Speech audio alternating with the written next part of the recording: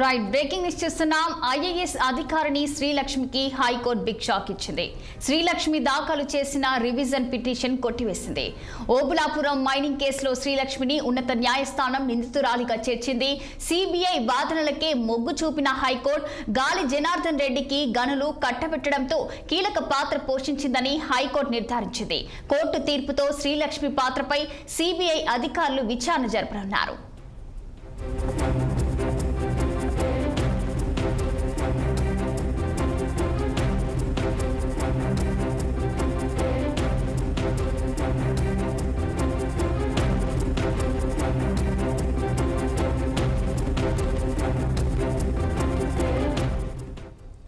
IAS అధికారిని శ్రీలక్ష్మికి high court big shock ఇచ్చింది. ఇక శ్రీలక్ష్మి దాఖలు చేసిన రివిజన్ పిటిషన్ అయితే కొట్టివేసింది. ఇదే అంశంపై మరింత సమాచారం మా 6 టీవీ ప్రతినిధి అశోక్ రెడ్డి ఫోన్ లైన్ లో అందించేందుకు సిద్ధంగా ఉన్నారు. చెప్పండి అశోక్, దీనికి సంబంధించిన అప్డేట్స్ ఏంటి?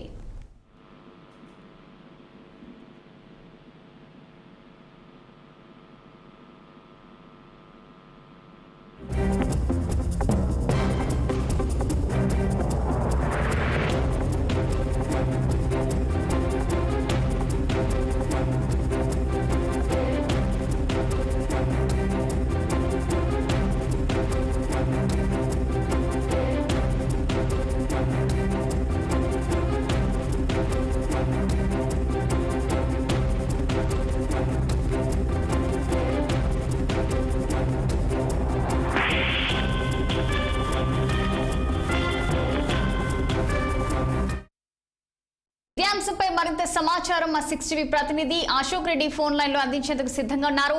చెప్పండి అశోక్, దీనికి సంబంధించిన అప్డేట్స్ ఏంటి? సో ఓబులాపురం మైనింగ్ కేసులో ఈరోజు హైకోర్టు కీలక తీర్పునిచ్చింది. సో ఓబులాపురం మైనింగ్ కేసులో ఐఏఎస్ అధికారి శ్రీలక్ష్మి కేసులో తెలంగాణ హైకోర్టు తీర్పు వెలువరించింది. తెలంగాణ హైకోర్టు ఓబులాపురం కేసులో మైనింగ్ కేసులో గతంలో శ్రీలక్ష్మిని నిర్దోషిగా ప్రకటించి హైకోర్టు ప్రకటించడంతో హైకోర్టుని సుప్రీంకోర్టులో సిబిఐ సవాల్ చేసింది. ఓబులాపురం మైనింగ్ కేసులో కీలక పాత్ర తేల్చాలని సుప్రీంకోర్టు ఆదేశించింది. సుప్రీంకోర్టు ఆదేశంతో విచారణ జరిపిన తెలంగాణ హైకోర్టు ఈరోజు తీర్పు వెలువరించింది.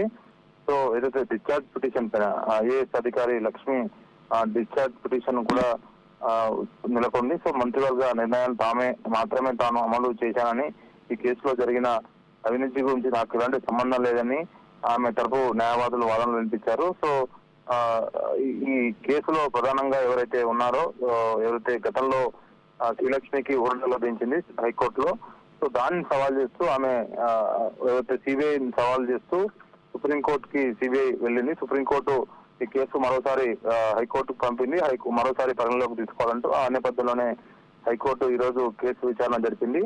సో ఆమె అయితే అప్పట్లో 2007 ఆ సమయంలో ఓబులాపురం మైనింగ్ కేసులో కీలక ఐఏఎస్ అధికారిగా ఆమె ఆ శాఖకు పనిచేశారు కాబట్టి ఆ సమయంలో నిర్ణయాలు తీసుకున్నారు. దీని వెనుక ఎలాంటి జరగలేదు, కేవలం మంత్రివర్గ నిర్ణయాల మేరకే తను నిర్ణయం తీసుకున్నా అంటూ ఆమె వ్యాఖ్యలు చేసింది.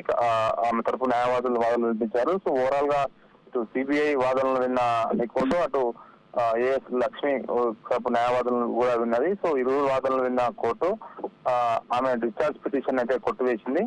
మనం చూడాలి తరపు రివిజన్ పిటిషన్ మాత్రం ప్రస్తుతానికి కొట్టివేసింది న్యాయస్థానం. మరి తదుపరిగా సిబిఐ దాఖలు చేసిన పిటిషన్ మరి ఏ విధంగా కోర్టు తీర్పు వెలువరిస్తుందో వేచి చూడాల్సిన అంశం ఉంది. Okay, thank you for the updates Ashok.